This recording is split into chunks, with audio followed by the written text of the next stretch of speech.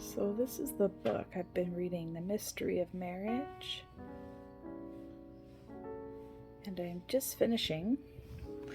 And I just wanted to do a review, but for the review, I'm just going to read the end. So spoiler alert, if you want to get this book, shut this video off if you don't want to hear the spoiler. So he says, let me conclude now with a story, a parable in which marriage reflects the soul's union with Christ. It's called Christopher Rainbow. With Christopher Rainbow and me, right from the start, it was one of those stormy romances, on again, off again, on again, off again. So when the news first came out about this new technique for merging two people into one, we simply made up our minds one night, he and I, to throw caution to the wind and give it a try. I guess it just seemed high time for us to take some kind of permanent, irreversible step, so we thought, well, why not? Why not go all the way?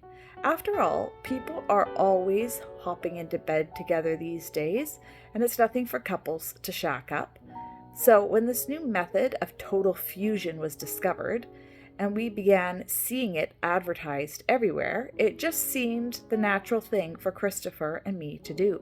Of course, I realize it strikes many people as shockingly grotesque, the very idea of two separate people becoming literally melted down into one.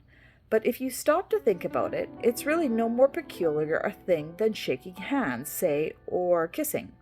To say nothing of lovemaking, I mean, whoever dreamed up such things?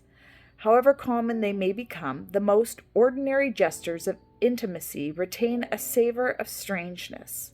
And ultimately, don't they all point to the same direction, toward deeper and deeper union?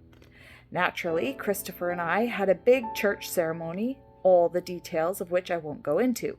But the moment itself, that moment when the two of us stood there hand in hand before the altar and then suddenly, physically, were melded together.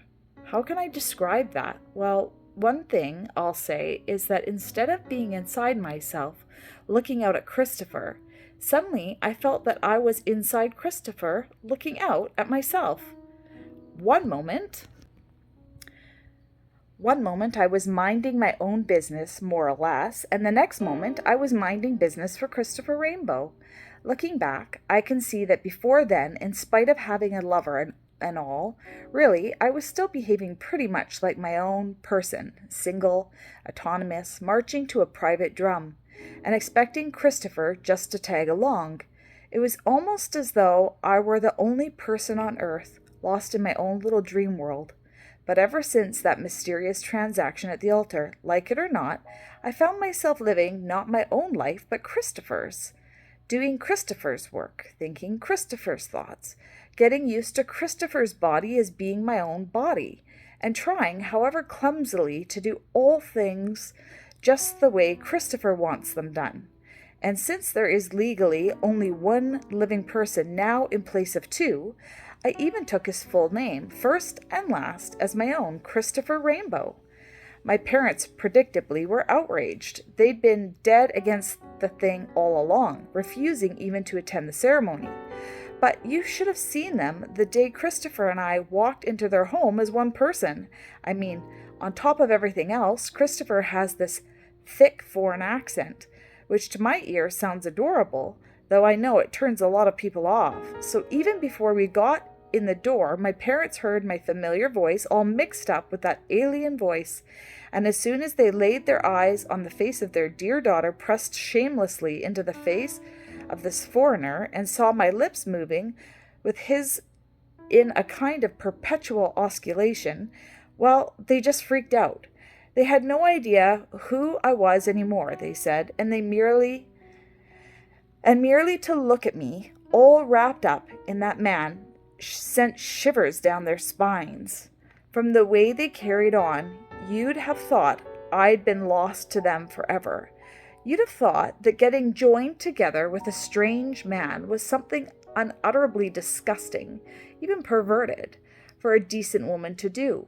Well, if it had been anyone besides Christopher Rainbow, I'm sure I'd agree with them, but Christopher just happens to be the soul of decency, a paragon of purity and goodness, and how can you argue with true love? I don't mean to imply that it's all been smooth sailing for Christopher and me. We've had our ups and downs, believe me, and I can't honestly say I don't ever miss myself the way I used to be. The fact is, I do get frustrated not being able to run my own show. I know it's silly since there's no going back now, but it's one thing to be one with another person, and it's another thing altogether to act as one. In the beginning, especially, the two of us weren't coordinated at all, and I'm pretty sure that's partly what put my family off. It was as though I and a perfect stranger had thrown a moth-eaten blanket over our heads and were pretending to be a dancing horse. We kept stepping on toes, knocking over lamps, getting into each other's way, and we were constantly having these long, tedious discussions about how to work things out. My feeling was that the only sane way to operate was on a 50-50 basis. Half the time we'd be me, and the other half we'd be him. What could be fairer than that? But Christopher, being from the old country, wouldn't hear of it. He seemed determined not just to share my life, but to take it over completely. So it hasn't always been easy living in Christopher Rainbow or having him live inside me. He can be so difficult to figure out sometimes, so full of inconsistencies. I mean, first he'll say one thing, and then he'll say something else that sounds exactly the opposite. Or we'll be on our way to the supper table, for example, and I'll be starving, and suddenly he'll remember that he has to make this important phone call, and the next minute we're throwing on our coat and heading out the door to some dire emergency. And right in the middle of that, he's liable to stop and spend some time playing with the neighborhood kids. That's just the kind of man he is. You never quite know what he's going to do next. Yet somehow he expects me to keep up with all of this and even to read his mind because he's doing it all. Remember, inside of me, right inside of my mind and my body. Sometimes all I want is just to get on with a few innocent little plans of my own, like vegging in front of the TV, maybe, or fooling around with some of my old friends, or sleeping in on a Sunday morning. I tell you, it can be mighty painful, always being yanked in two directions at once. But then, I guess the truth is that I felt much more like a schizophrenic before meeting Christopher Rainbow than after. For somehow, in spite of everything, I have to admit, I'm more myself now than I've ever been. That's why I can so heartily recommend this new technique of fusing people together, whatever little problems it might create. The better I get to know Christopher on the inside, the more his odd behavior on the outside seems not so crazy or inconsistent, but begins to make sense. You really have to walk around in a person's shoes in order to see things their way and talk. It takes a lot of talking. Even now, not a day goes by when the two of us don't have to sit down together and sort out the issue of our union and what it all means. Again and again, Christopher has to explain patiently to me that what actually happened that moment before the altar when I got joined to him was that I died to my old existence, and a brand new person was formed.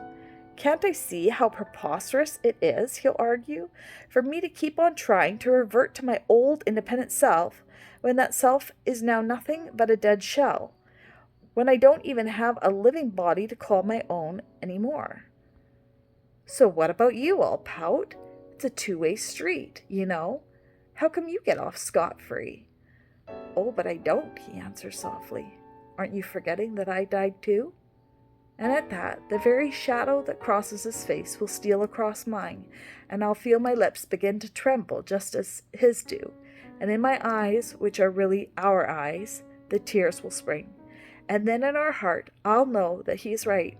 And then I'll know that 50-50 is impossible. And that nothing makes sense anymore but for the two of us to become totally and unfailingly identified, immolated into one another. He used the word unconditionally, but I used the word unfailingly. I can't recommend this book enough. And you can get an audio version on Amazon if somebody prefers audio. Work through it one chapter at a time with your spouse.